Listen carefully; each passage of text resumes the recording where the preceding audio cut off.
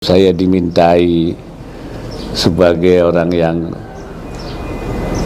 bagaimana mengislahkan, mendamaikan ya dengan tulus, dengan ikhlas.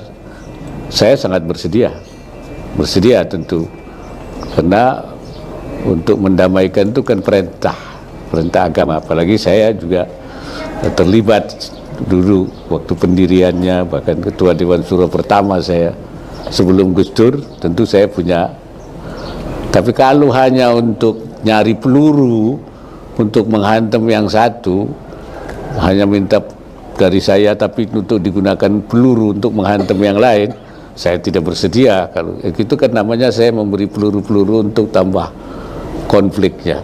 Tapi kalau saya dimintai untuk mendamaikan dan mereka ingin berdamai, mencari solusi, tentu saya sangat siap untuk melakukan itu.